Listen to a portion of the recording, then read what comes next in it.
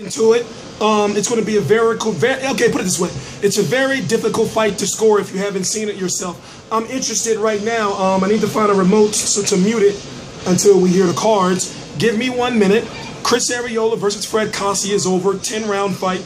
In my opinion, Fred Kassi should pull it out. Very close fight to score. But at the same time, it's one of those fights where it all depends on what you're looking for. Ring generalship, or you know, aggression or clean, effective punches. In my opinion, Fred Kassi was hitting Chris Arreola with this stiff jab, and then it didn't help that also he kept switching from orthodox to southpaw, which Chris Arreola in the interview that I have here on the channel, he pretty much knew that Fred Kassi was able to do that. If you don't know, let me mute the TV. It's a CBS commercial. I know.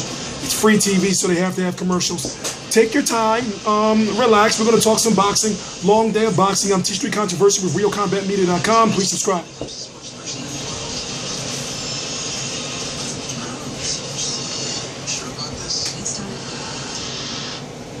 So, as I said, what we're waiting for is, we're waiting for the judge to read the cards. We're here right now, real time. I'm doing my videos real time now, moments after the fight is over. And therefore, if Chris Arreola wins, I'm going to be as shocked as you. And one of the bad parts about it is he's actually in line to fight Deontay Wilder next. That's the rumor. That's the word on the curb, is that if he was to win this fight against Fred Kassi, then he would be fighting Deontay Wilder next. Now, still, he could be still fighting Deontay Wilder next. Thank you, Al Heyman. But we will see. So right now, they're showing the replays. I can't wait and see till they go to the cards. And it's a shame because Chris Arreola was actually in good weight. 246.5, if I'm correct, is what he weighed in at.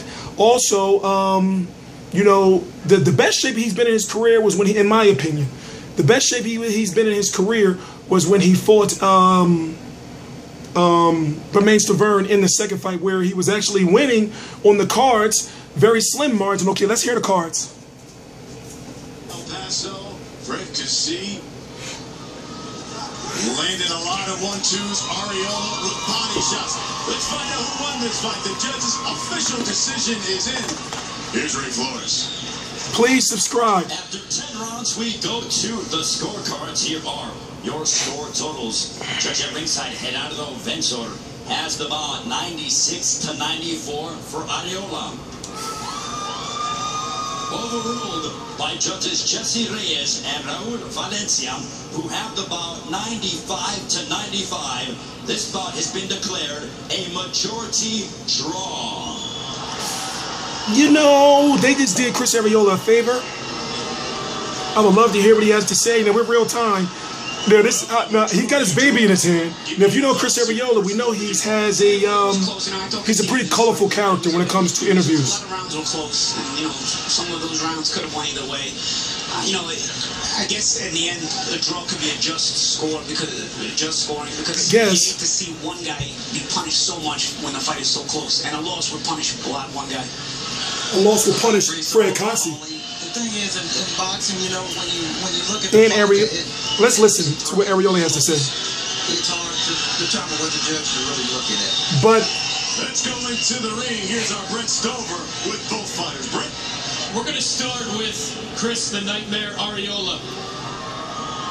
Chris, your take on the judge's decision? It was a good decision, man. It was just a tough fight, man. Fred Kassi came in here to fight, and he's a very good survivor. I couldn't find him inside, man. He held right, he moved right. You know, it's true, he did hold right. Strategy, and the strategy came here with a good strategy, and we got a draw out of that. You are gunning for a third shot at a world title. I know you want Deontay Wilder next. Did you do enough to get yourself in line for that? Personally, I don't think so. To be honest with you, no, I don't think so. But I know that if I was to get Deontay Wilder, I'd be in much better shape and a lot better prepared. Not that I wasn't prepared, because I was very prepared for Kassi. He just came in here and he came with a good fight. And before anything, I want to tell, if you was anybody you love, make sure you know, you tell them that you love them, because you never know when you could die. Rest in peace, Bird, man. Congratulations. Thank you. Now, Fred, your thoughts on the decision. Are you happy with it? No, I'm not happy. I feel like I won the fight. I did enough to.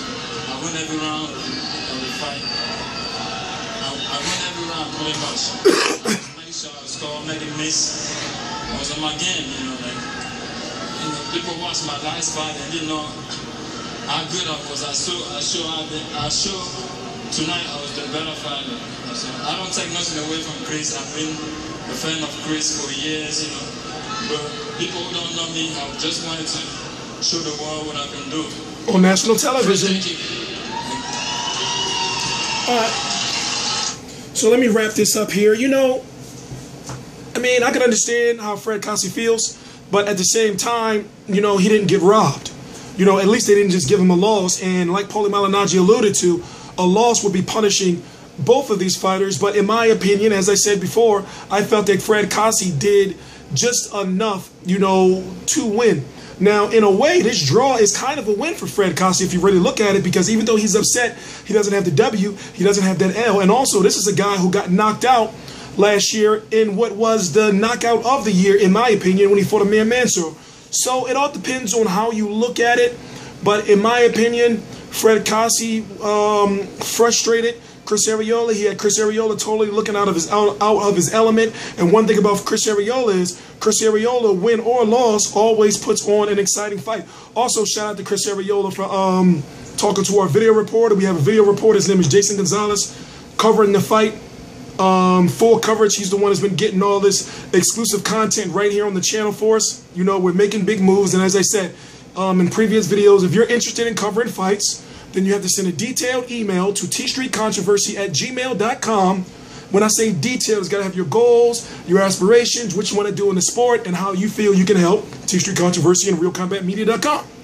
So, with that being said, does Chris Arreola deserve a shot at Deontay Wilder? Yeah, of course you're going to say no. But at the same time, did Eric Molina?